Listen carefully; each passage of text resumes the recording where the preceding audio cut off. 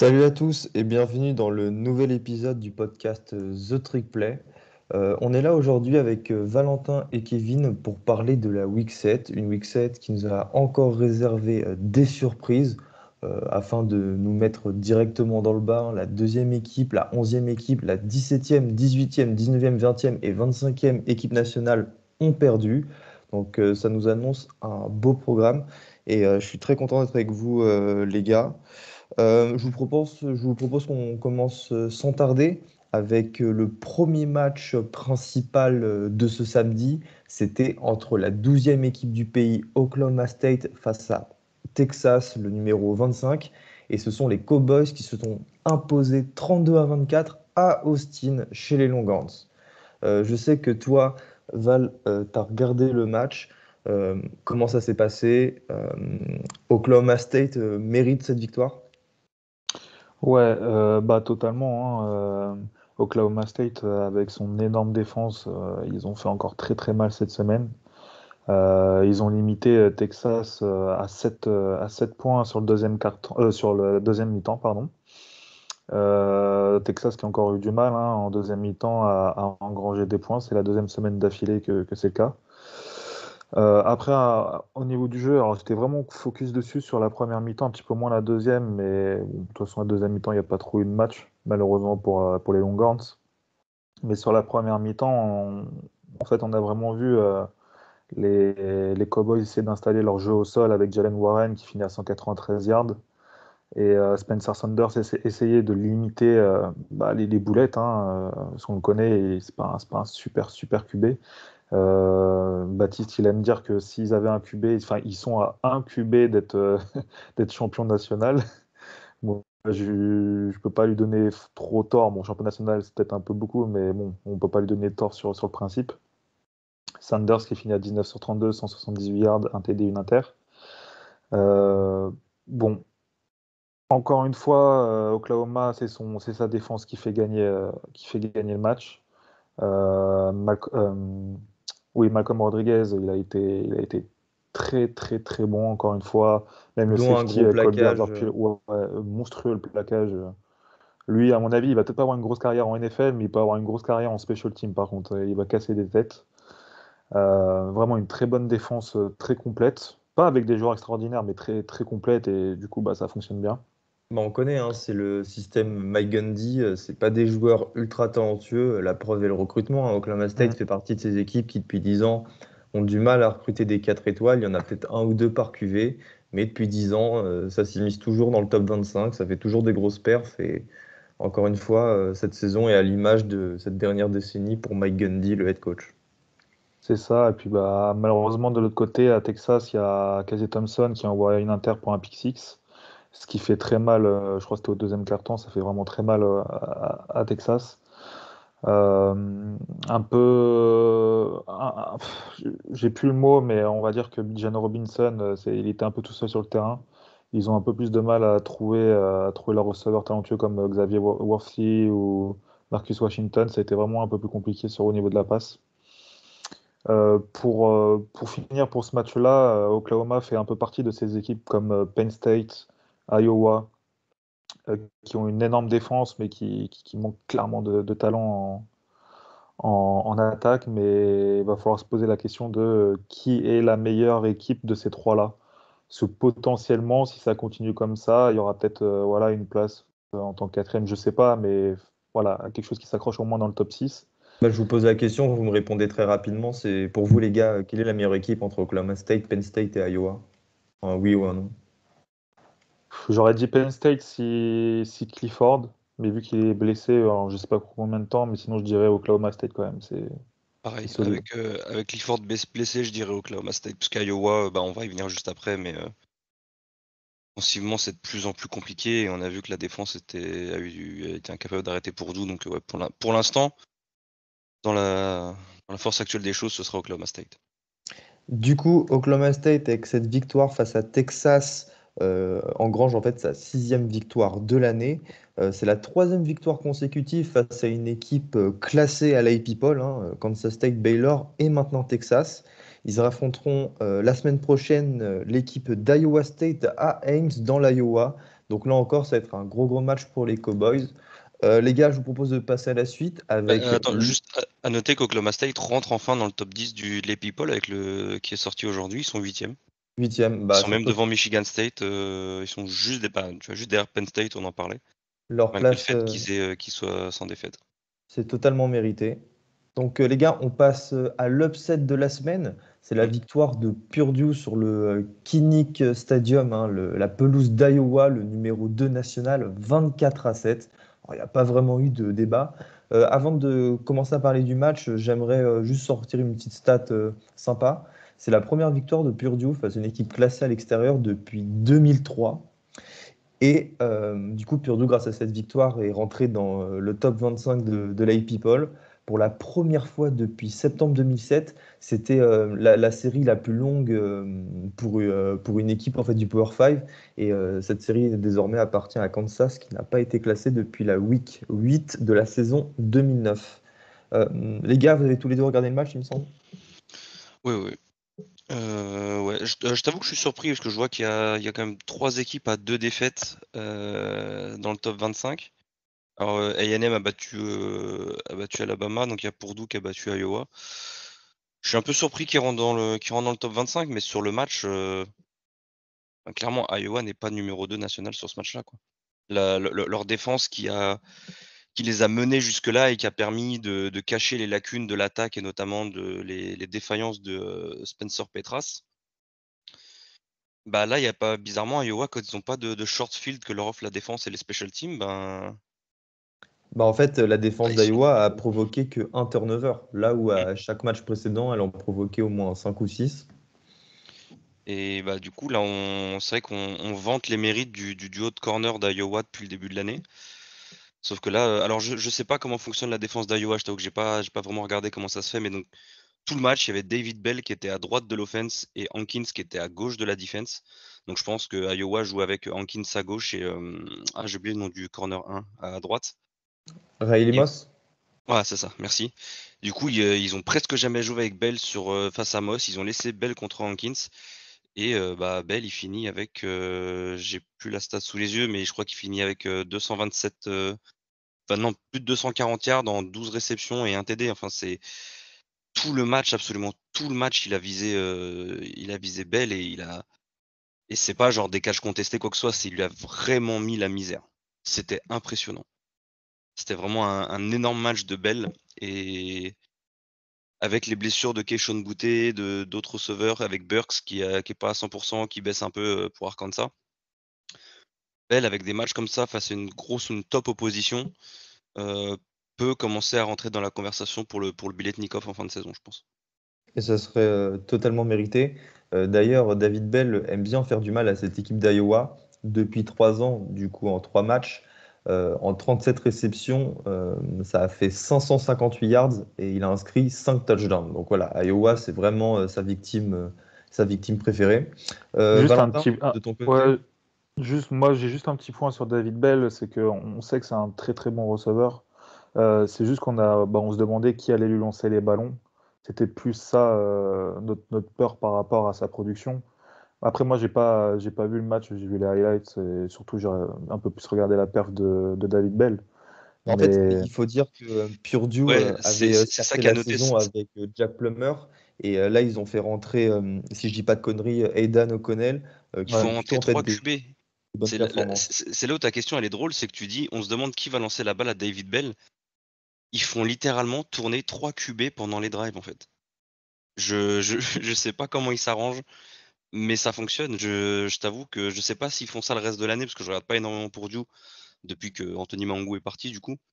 Je sais pas s'ils font ça depuis le début de l'année, mais c'était assez surprenant on a l'habitude d'une rotation à 2 QB, on va dire, un peu comme fait Oregon State avec Coletto, ce que font les Saints en gros en NFL avec Taysom Hill.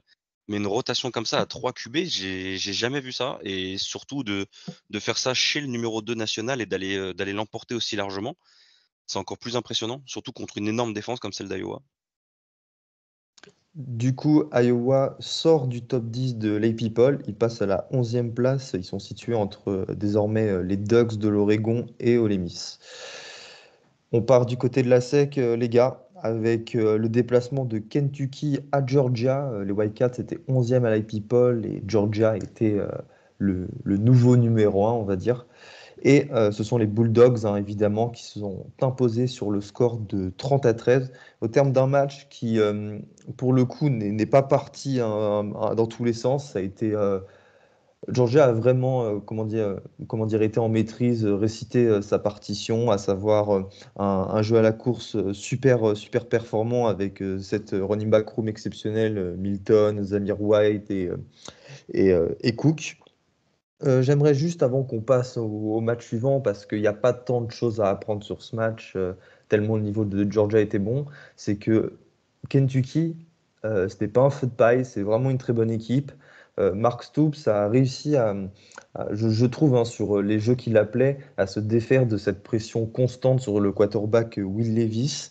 Et ça a donné à chaque fois des très beaux jeux avec des touchdowns sur des situations très intelligentes, euh, des, des appels de jeu couillus. Et faut rendre hommage à cette équipe de Kentucky qui maintenant va jouer la semaine prochaine, non pas la semaine prochaine, mais dans une semaine, parce que là ils sont en bye week, ils vont affronter Mississippi State, puis Tennessee, Vanderbilt, New Mexico State et Louisville. Ça sent la fin de saison avec que des victoires. Donc voilà, les Wildcats, malgré la défaite, qui confirment leur bonne forme depuis le début de la saison, et ça fait plaisir dans cette sec-là. J'ai une question. Ils sont dans quelle division Kentucky? Dans celle de Georgia et Florida?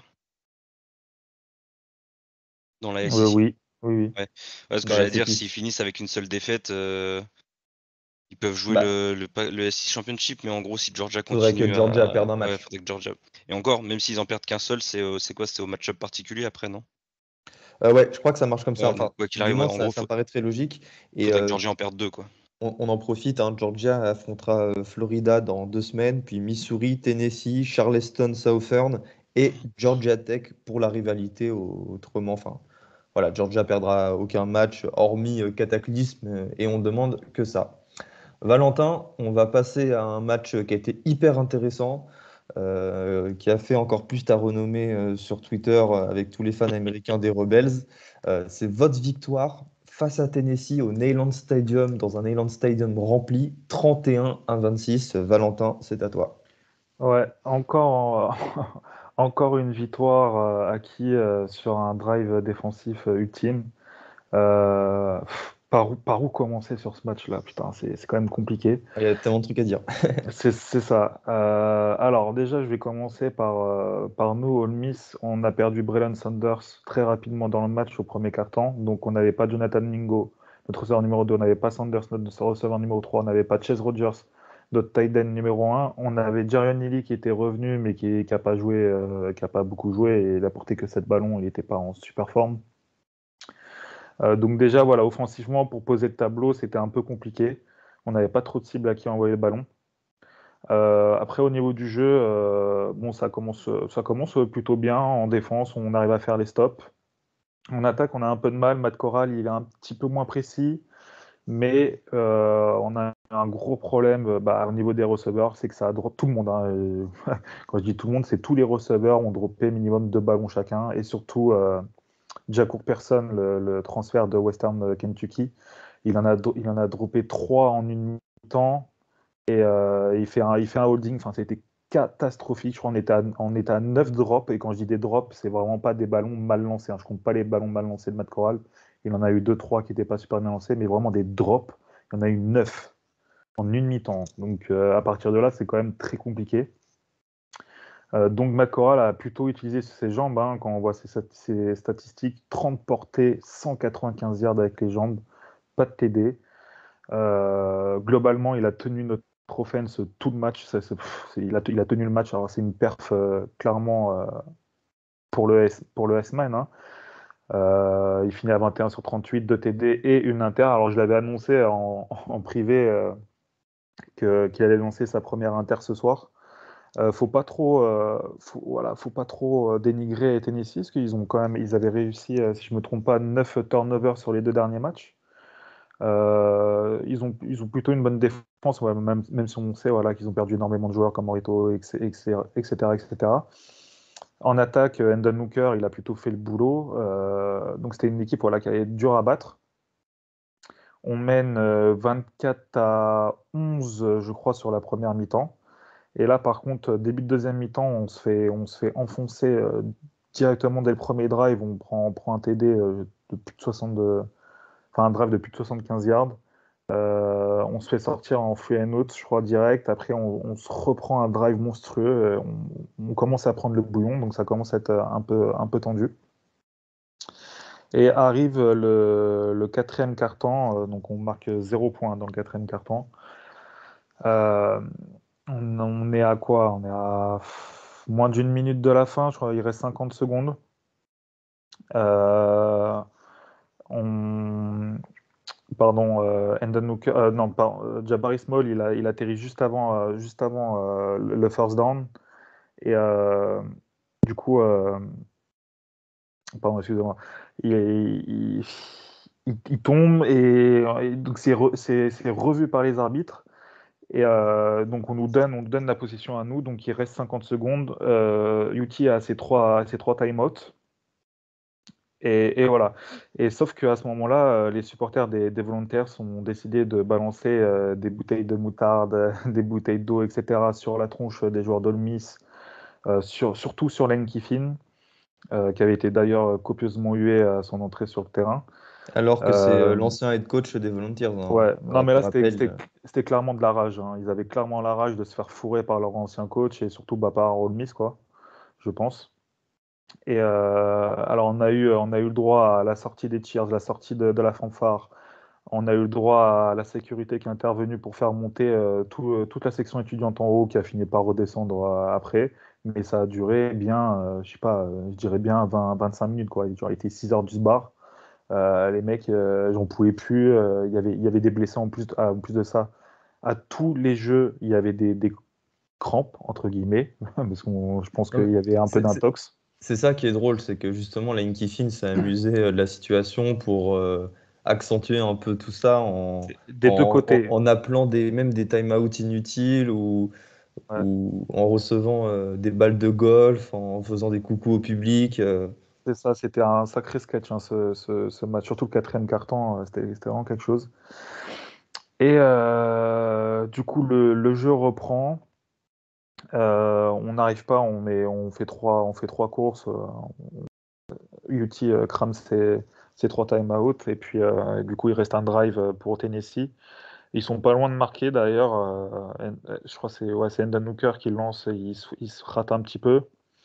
Après, derrière, il se blesse et c'est Joe Milton qui rentre et qui décide de courir alors que c'est la dernière action. Il faut qu'il lance le ballon. Tu sais pas pourquoi il décide de courir. On gagne là-dessus. Très bien, on est content.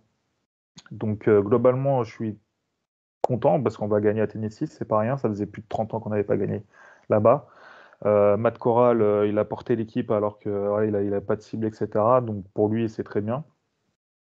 Et, Moi, et des- je t'interromps, mais ce que je trouve hyper impressionnant, c'est que justement, là où vous avez une appétence pour le jeu à la passe, là je vois les stats, vous avez couru 62 fois la course. Et Matt Corral, il a couru pour 195 yards. ouais, mais on était obligé. Tout le monde droppait des ballons. Et on avait du mal à trouver nos receveurs. Dontario Drummond, il a eu du mal, il a droppé deux ballons.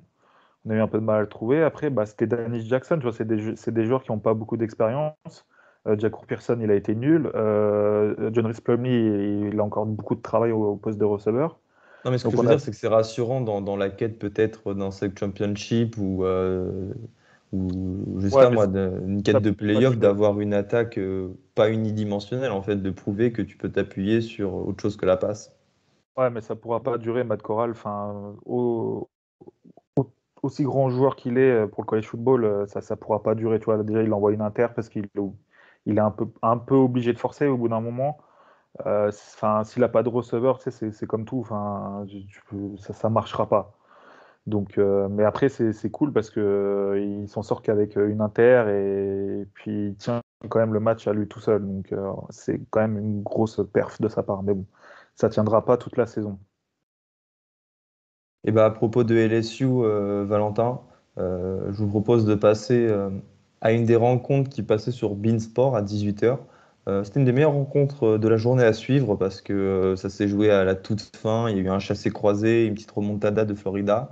C'est la défaite de Florida, numéro 20 national, à LSU, 42-49. Alors, c'était un match déjà super intéressant parce que on croyait en début de match que Florida euh, avait déjà lâché dès le premier quart-temps. Emory Jones, Anthony Richardson ont lancé trop d'interceptions, dont la défense de LSU s'est servie pour aller après scorer des points en fait. Il y a eu un pick six et à chaque fois sur les interceptions, il y a eu un touchdown qui a été inscrit après par Mac Johnson, le quarterback des Tigers. Donc voilà, LSU a, malgré toutes ses blessures, hein, et là quand on parle de blessures, je parle d'Elirix, Derek Stingley Jr., Ali Gay, etc., même Major Burns, leur safety, LSU a réussi tout de même à sortir une grosse perf en battant cette équipe de Florida classée. Il faudrait noter cette performance hein, du running back Tyrion Davis, qui a été exceptionnel et qui a sorti la meilleure perte du programme depuis Herschel Walker. Donc voilà, c'est vous dire la performance avec 287 yards au sol et 3 touchdowns. Ça a vraiment été lui en fait le fer de lance de cette attaque avec Jari Jenkins. Et si d'un côté LSU a montré qu'il y avait de bonnes choses et qu'on pouvait présager une meilleure fin de saison, Florida, de son côté, a vraiment inquiété, à commencer par cette défense catastrophique qui a laissé des trous béants pour ce running back cité un peu plus tôt. Voilà, il y a tout un débat autour de ce defensive coordinateur à Florida et de Dan Mullen. Voilà, donc les gars, je vous demande, qu'est-ce que doit faire Dan Mullen pour arranger la situation à Florida? Bah, déjà, je Bah, pense que Val, tu vas être d'accord avec moi, sûrement. qui, qui se décide enfin à mettre Richardson sur le terrain full-time et qu'il arrête de On est s'amuser avec d'accord. Emory Jones. On est d'accord. Voilà. Deuxième chose, un mec qui s'appelle Tyrion, tu peux pas oublier son nom, s'il te plaît. C'est Tyrion Davis, le running back de LSU. Et non, personnellement, j'étais énormément surpris par ce match-là parce qu'on voilà, il y a Ryan avec nous de France LSU qui voilà, qui nous tient informés assez régulièrement de ce qui se passe sur LSU. On en parlait avec Baptiste sur le live de vendredi soir, c'est que LSU est littéralement décimé par les blessures cette saison. Et ce qu'on disait, c'est que je pense dans les grosses équipes du Power 5, il y a Oregon et LSU sont peut-être les plus mal lotis à ce niveau-là. On a vu de quoi était capable Florida, enfin au moins la défense de Florida dans les 3 derniers cartons contre Bama. Et je m'attendais pas à ce que LSU retrouve un second souffle privé de Boutte, privé de ces deux corners titulaires, privé d'un. Enfin, ils ont tellement de joueurs clés starters en moins que je m'attendais pas du tout à ce que le match soit premièrement aussi serré et deuxièmement à ce qu'ils gagnent avec 49 points marqués, quoi. Pour Dan Mullen, très honnêtement, Guillaume, enfin la même manière Guillaume pour Florida, c'est il gueule sur le cordeau défensif de Florida qui visiblement fait de la très grosse merde depuis un petit bout de temps. Je pense que Mullen devrait commencer par là et après, je pense que quand il aura réglé ses problèmes offensifs, ça facilitera aussi le problème de la défense. Parce que les 3 interceptions par match, les 3 and out, les trucs comme ça, si son attaque performe, ça facilitera la tâche de sa défense déjà. Bah, comme on dit, l'un ne va pas sans l'autre. Et justement, LSU a fait des ajustements au niveau des coachs, à l'inverse de Florida pour l'instant. On vient d'apprendre par Ross Dellinger il y a quelques heures que LSU n'allait pas reconduire son coach Ed Orgeron la semaine prochaine. Ils ont négocié depuis une semaine un buyout à 17 millions de dollars d'après les premiers chiffres qui sont sortis. Donc Ed Orgeron, vainqueur du titre national en 2019, ne sera plus le coach des Tigers en 2022. Attends, tu viens de dire la semaine prochaine? Non, c'est la saison La prochaine, saison d'accord. prochaine, ouais, évidemment, la Donc il saison finit quand même prochaine. la Oui, saison, hein. oui, Quel que bah, soit le OK. d'où l'accord avec le département athlétique. C'est vous me OK, laissez OK. terminer, mais en échange, voilà, je pars plutôt que d'être viré comme un malpropre. On passe en Pac-12 avec un upset. Le numéro 21 Arizona a perdu à Utah 35-21, pardon. Donc voilà, magnifique upset des Utes qui viennent un petit peu se rattraper là d'un début de saison compliqué avec les défaites face à BYU et San Diego State. Euh, Malgré en fait le gros match de Jaden Daniels hein, qui a inscrit 3 touchdowns si je dis pas de bêtises, Utah a réussi en fait à se recentrer sur, j'ai regardé le résumé, c'était d'ailleurs très intéressant, à se recentrer sur ses principales forces, hein, à savoir un jeu à la course qui marche bien hein, avec Taven Thomas. Taven Thomas qui rend un bel hommage à Ty Jordan et à l'autre joueur dont Aaron Lowe qui sont décédés cette année. Et, bon, il y a eu tout un petit contexte autour de ce match qui faisait que c'était une rencontre spéciale. Donc voilà, Arizona State qui sort du top 25 LA People. Et avec cette deuxième défaite pour eux, c'est dommage parce qu'ils étaient sur une bonne dynamique. Et c'était pas, je pense, c'était un match qui était gagnable pour eux, mais c'est un peu la marque de cette équipe, j'ai envie de dire, depuis quelques années. C'est une équipe friable qui peut gagner des gros matchs, comme Oregon, comme face à Oregon il y a 2 ans, mais qui peut aussi en perdre des plus faciles, entre guillemets. Et c'est surtout la marque de la Pac-12, on en parle année après année après année, c'est qu'on n'a aucune équipe qui est capable de gagner tous ces matchs ou ne serait-ce que de jouer avec une seule défaite. La Pac-12, c'est quelque chose qui je vois pas régler de sitôt. On pensait tous que USC pouvait revenir à un niveau de playoff, mais on a vu cette année que c'était une désillusion. Oregon, je reviendrai pas sur la manière dont ils ont perdu leur match contre Stanford, mais voilà, on sait qu'Oregon est pas foutu de finir une saison sans faire un match pourri où ils arrivent à perdre un match dégueulasse contre une équipe contre qui ils doivent jamais perdre. Donc là, voilà, la Pac-12 avait, je crois, plus que 2 équipes classées, plus que UCLA n'était même plus dans le classement, je crois. Il restait plus qu'Oregon et Arizona State. Donc ça pue encore sacrément pour la Pac-12 cette saison. Et même, je pense, même si Oregon finit par win out et gagne le Pac-12 Championship, ils iront pas en playoff. Donc ça devient critique pour la Pac-12 qu'il y ait pas cette équipe forte. Et Arizona State effectivement, pouvait plus ou moins l'être cette saison, mais voilà, on voit que ce sera pas le cas, quoi.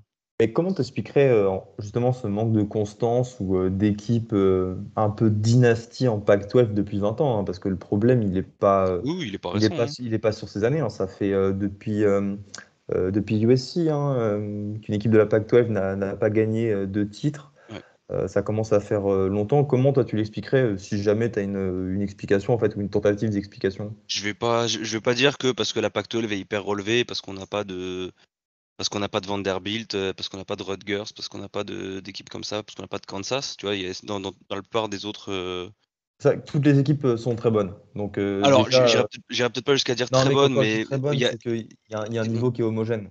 voilà, on n'a pas de cupcake game dans le championnat, même si tous les ans il y a forcément une équipe qui est en dessous.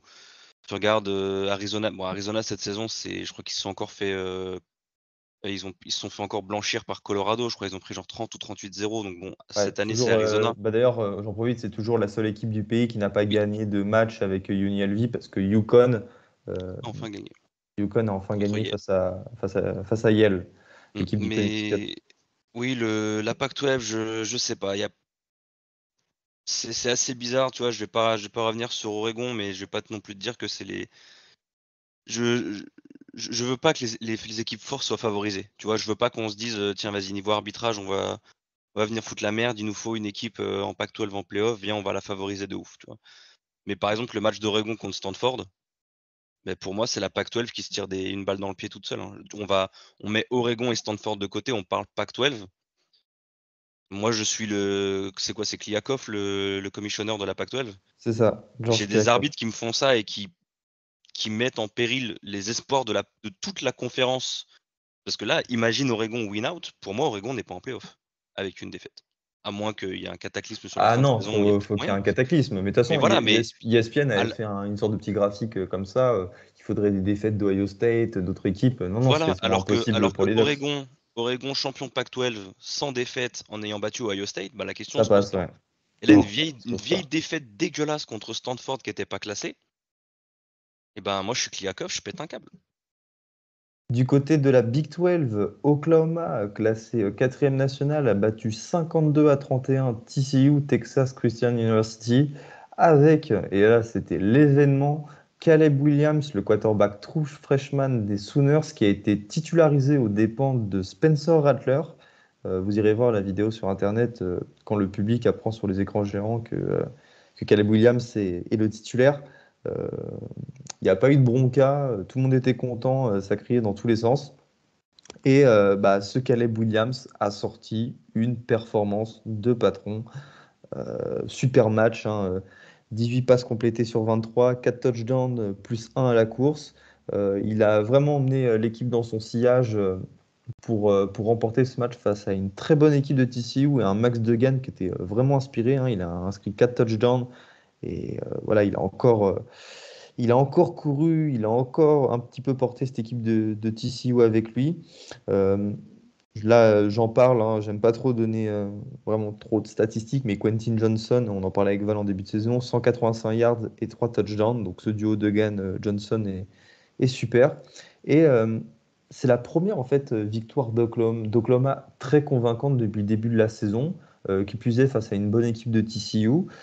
Ça nous laisse espérer une super fin de saison pour les Sooners, hein, d'autant plus que ils vont affronter Kansas, Texas Tech, Baylor, Iowa State et Oklahoma State en dernier match pour Bedlam le 27 novembre. Ce match face à Oklahoma State, qui est aussi une équipe invaincue, risque de changer beaucoup de choses à l'histoire de cette saison. Donc voilà, Oklahoma qui est sur un bilan de 7 victoires pour 0 défaites et ça lui vaut une troisième place à l'Epipole. Ils avancent d'une place du coup. On Mais est-ce reste. que, juste pour rebondir sur Caleb Williams, tu disais que c'était la première victoire convaincante d'Oklahoma cette saison. Et bizarrement, Spencer Rattler n'est plus là et l'offense ressemble enfin à quelque chose. Donc est-ce que, on en a parlé là vite fait de Florida et pour Oregon pareil. Est-ce que Dan Mullen et Mario Cristobal vont suivre la même tactique et enfin se décider à changer le quarterback? On sait que Florida a un peu de mal en attaque, on sait qu'Oregon a un peu de mal en attaque aussi. Donc voilà, Mais après, est-ce qu'ils vont prendre la même idée? Peut-être pas. sans manquer de respect à votre quarterback Ty Thompson, backup, et à Anthony Oui, Richardson, Caleb Williams, c'est un autre calibre que les deux que je viens de citer, je, tu vois. je suis d'accord. Mais du Mm. coup, Anthony Brown, c'est pas non plus Spencer Rattler, tu vois. On reste en Big 12 avec la victoire de Baylor face à BYU. BYU qui était classé 19e avant ce match. Et les Bears, pour le Nailor Game, ont remporté la partie 38-24. Une partie qui en appelle d'autres, hein, puisque BYU, dans 2 ans, sera membre de la Big 12. Valentin, tu as regardé ce match. Est-ce que tu peux nous dire en pas trop longtemps, parce qu'après on a encore un beau programme, ce qui s'est passé et si Baylor peut continuer sur sa belle saison. En pas trop longtemps, alors que c'est le Valentin Ball. Ouais, je vais quand même faire un petit peu quand même, parce que c'était BYU qui était classé, Baylor qui est maintenant en 6-1 avec cette victoire. Donc on a eu un match un peu serré ce premier quart-temps. On a eu Bohannon qui se fait intercepter dès son deuxième drive sur une quatrième tentative, avec toujours des problèmes d'appel de jeu et de play design pour moi de la part de Dave Aranda. Par contre, on a eu une très très grosse défense tout le match, mais notamment en première mi-temps de la part de BYU. Ils ont complètement étouffé BYU. C'était un massacre limite. C'était vraiment abusé, avec des jeux pour perdre, des sacs, enfin, c'était vraiment assez fou. On... Globalement, en attaque, toujours sur ce premier carton, c'est très douteux de la part de Baylor. On voit que Gary Bohannon, on lui demande de faire des trucs qu'il ne sait pas faire. On essaie d'installer le jeu au sol avec Abraham Smith, mais tout le temps en courant intérieur. Donc, BYU arrive à s'adapter à ça. Bon, au fur et à mesure du match, notamment au deuxième carton, Dave Aranda, il ouvre un peu plus le playbook. Et puis, bon, là, ça commence à descendre. On a Abraham Smith, qui est le running back, qui finit à 188 yards, 3 TD. Tristan Ebner, l'autre running back, qui finit à 95 yards. Donc, le front seven de BYU a pris énormément cher. Ça fait 2 matchs qui sont méconnaissables en attaque. On a toujours quelques joueurs là, qui arrivent à sortir du lot, comme Max Tooley ou Malaki Moore, le safety, mais ça commence à être un petit peu chaud de ce côté-là de leur équipe. On ne peut pas dire qu'au niveau offense, BYU a fait un mauvais match, emmené cette semaine par Jaren Hall. Je pense que mettre 24 points à une défense comme Baylor, c'est plutôt correct. À noter notamment dans ce match, c'est le linebacker Dylan Doyle qui a été placé 2 fois en red zone en tant que fullback. Il a marqué un TD à la course en tant que fullback. Il a marqué un TD à la réception. Et il est auteur de aussi un sac et 1,5 plaquage pour perte. Et justement, Val, aucun joueur en FBS avait fait ça depuis depuis l'année 2000, tout simplement. Ouais, Donc, moi je l'ai comparé à JJ Watt parce que je n'avais pas de comparaison en NCAA sur le coup. Donc il m'a fait penser à JJ Watt. C'est qu'on voit souvent, enfin qu'on a pu voir en tight end en NFL. Euh, à noter aussi l'énorme performance de Jalen Pitre, le safety, et de Terrell Bernard. Voilà, bon, maintenant on commence à les connaître, hein. Ça fait 2 ans que je vous en parle pas mal. Voilà pour ce match. Je pense que Baylor, pardon, a fait un très gros match et a vraiment marqué les esprits. Ils sont en 6-1, ils ont perdu que contre Oklahoma State. et ils sont 20e à l'IP Poll. Voilà, ils sont passés 20e. C'est une très bonne saison pour Baylor en sachant d'où ils partaient l'année dernière. Et il y a de très bons joueurs au niveau point de vue NFL pour eux. Miami, North Carolina en ACC, c'est un match qui en début de saison aurait dû être un choc. Et là, c'était un duel entre deux équipes malades et non classées. Et c'est finalement North Carolina et UNC qui a battu les Hurricanes 45-42. Je vous parle de la fin de match, parce que c'est une fin de match affreuse pour Miami. Bien qu'ils ont réussi sur cette deuxième mi-temps à rattraper les Tar Heels, sur le dernier drive du match, à 20 secondes de la fin et sur une troisième et 4, hein, je crois qu'ils sont dans la red zone en plus, ils ont la possibilité d'aller chercher le field goal pour aller en prolongation, ou même ils ont la possibilité de faire encore 2 jeux pour essayer d'aller marquer. Et le quarterback backup, du coup celui qui a remplacé Derrick King, balance le ballon n'importe comment, il se fait contrer par la D-line des Tar Heels et ça se transforme en interception. C'est pour dire que c'est une action à l'image de la saison de Miami. Miami qui est à 2 victoires pour 4 défaites, et ces 2 victoires face à une équipe FCS et face à Appalachian State sur un field goal à la toute fin, quoi, un field goal de la gagne. Euh, Si le match était intéressant à regarder, il était révélateur en fait des problèmes de ces deux équipes. Et je pense que c'est pour ça qu'on va passer sur les matchs suivants, à commencer par UCF qui se déplaçait à Cincinnati, Cincinnati numéro 3 national, qui a largement battu les Golden Knights, hein, sur un score fleuve. Et justement, c'est ce qu'on demandait à Cincinnati avant le début du match, hein. Cincinnati qui a besoin d'inscrire des gros scores. Donc là, c'était 56-21 pour légitimer sa place en playoff. Si Desmond Rider n'a pas été exceptionnel, bah, il a pu s'appuyer sur le running back Jérôme Ford, hein, un transfert d'Alabama. 189 yards et 4 touchdowns. Donc voilà, défense XXL. Et comment ne pas parler de Ahmad Sauce, entre guillemets, Gardner, qui lui aussi a été exceptionnel. Et pour la petite stat, n'a pas concédé le moindre touchdown en 3 ans en tant que titulaire du côté de l'Ohio. Cincinnati passe deuxième à la People après la défaite d'Iowa face à Purdue. Il y a eu un match aussi vendredi soir, un match qui, ma foi, était plutôt... bon, on a déjà parlé d'Oregon avant. C'est Oregon qui bat de justesse California sur le score de 24-17. Kevin? Comme je l'ai dit, y a pas grand-chose à dire. Oregon a la fâcheuse tendance de se mettre au niveau de ses adversaires. Cal, il doit jamais y avoir de match. J'ai eu des flashbacks de l'année dernière où Oregon menait de 11 points à la mi-temps et réussit à perdre contre Cal. Donc, seule chose à dire en vrai, c'est que Kevin Thibodeau, enfin, on a vu l'impact de Kevin Thibodeau en deuxième mi-temps. Voilà, il avait été expulsé pour 4 targeting en fin de match contre Stanford, donc il a raté la première mi-temps. Voilà, il a montré, une fois maintenant qu'il est à 100%, il a montré juste sur la deuxième mi-temps pourquoi il est un top prospect, quoi. Enfin, je veux dire, je pense Et que vous avez vu les. j'ai vu une stat de malade à son propos.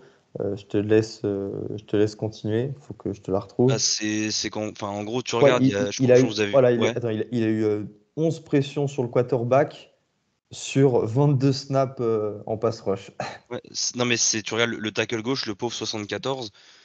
Je sais pas si vous avez vu les vidéos, il y a 2 jeux où il y en a un où à une main, juste sur le get-off, en fait, il le pousse à une main, il le met sur le cul, et après il va saquer le QB. Et il y a l'autre où il passe en dessous, il se fait holder, il se relève. Enfin, on dirait vraiment, je sais pas, c'est comme s'il y a JJ Watt qui venait jouer avec des high schoolers, quoi. C'est assez impressionnant l'avantage qu'il a. Alors après, certes, c'était la O-line de Cal, mais c'était quand même sacrément impressionnant. Anthony Brand qui a décidé de jouer 2 drives Oregon, mais 2 TD, bizarrement, hein. Sinon, pour le reste, pas grand-chose à dire. J'étais assez étonné de voir son pourcentage à la passe parce je crois qu'il est en dessous de 50% depuis le début de l'année. Là, il finit à 20 sur 28, 244 yards, 1 TD. Anthony Brown, c'est bizarre. Tu vois, d'habitude, il fait un bon game management puis il finit à moins de 50% à la passe. Là, il finit à 20 sur 28. J'ai l'impression qu'il fait un match de merde. Je sais pas, tu vois, je pourrais même pas. C'est très compliqué à le juger.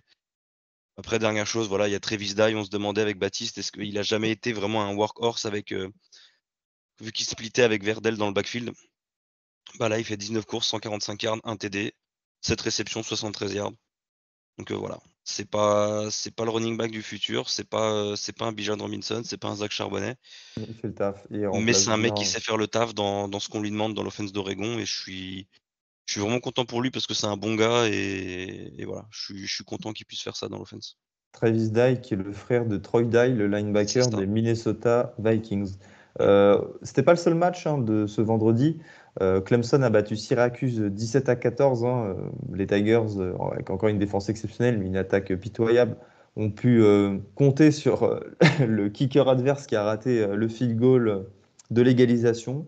Memphis a battu Navy 35-17. Ça fait du bien pour Memphis voilà, qui a un peu du mal cette année. Et les Tigers sont sur un bilan de 4-3. Ah, North et juste Texas, d'ailleurs, excuse-moi, je rebondis sur Clemson. C'est quand même drôle. Je sais pas si t'as vu les stats de les people, mais Clemson a reçu des votes pour être dans le top 25 quand même. Clemson sont 4 points derrière Purdue, donc ils mais sont 26e techniquement. Je trouve ça aberrant. Je sais qu'il y a pas mal d'équipes bien qui perdent, mais regardons le verre à c'est. moitié plein, ils sont pas dedans, tu vois. Ouais, mais enfin, tu te dis. Non, mais là, tu te dis si Purdue ne bat pas Iowa, Clemson est 25e. Ah Moi, bah, Je vais pas dire que ça me dégoûte, mais bon. Vu la saison qu'ils font, ce serait un scandale qu'ils reviennent dans le top 25. faudrait qu'on se présente à Associated Press pour soumettre notre vote. Ouais. Donc voilà, Memphis qui bat Navy. North Texas, toujours aussi nul, hein. J'ai vu la stat, 170 yards perdus sur des flags. Je crois que c'est un des pires, c'est je crois le pire total de leur histoire. San Diego State, 24e équipe nationale, qui a battu San Jose State 19-13 sur un touchdown en fait, de la gagne magnifique euh, en deuxième prolongation. Et la grosse perf de ces matchs pré-week, on va dire, c'est la victoire de Louisiana, les Raging Cajuns, face à Appalachian State, 41-13. Encore une fois, un gros boulot de Napier, le head coach.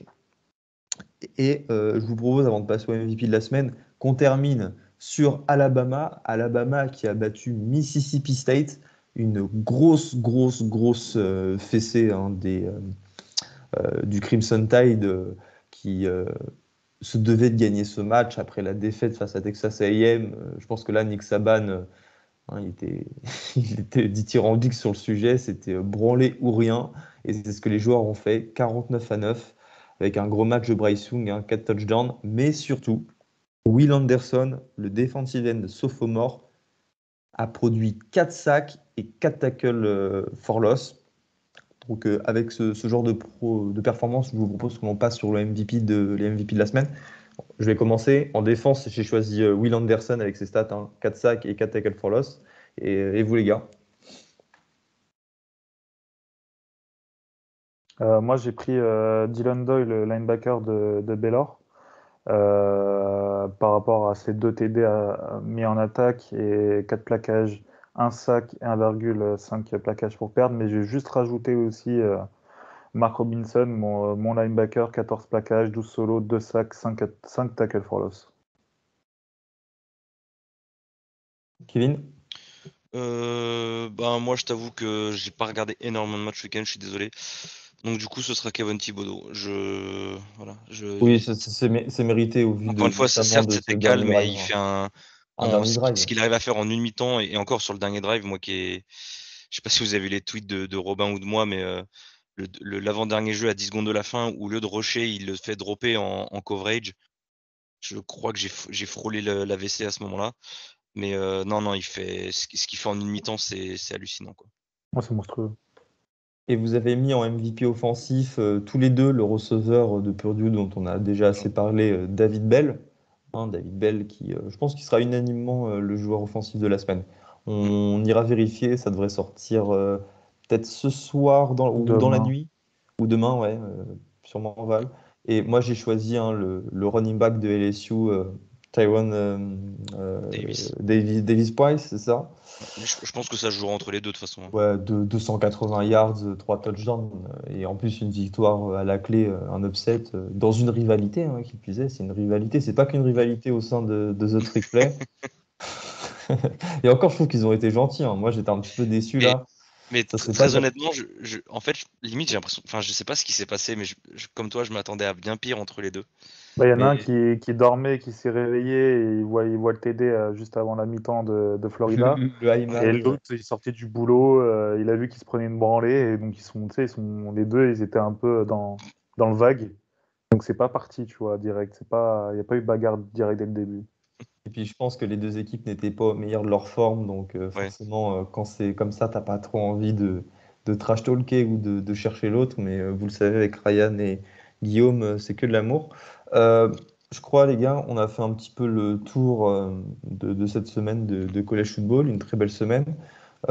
Pour conclure, je vous invite samedi à 17h jusqu'à 18h de suivre le 1 to 6, la preview. L'avant-match en fait hebdomadaire sur Twitch. Je vous invite aussi à remplir l'A-People, le French A-People, de façon à ce que l'on mette en commun en fait tous vos top 25 pour établir un top 25 façon A-People de la communauté française. Et ouais, voilà, les gars, je vous dis à la prochaine et merci à tous de nous avoir écoutés. Salut! À la prochaine.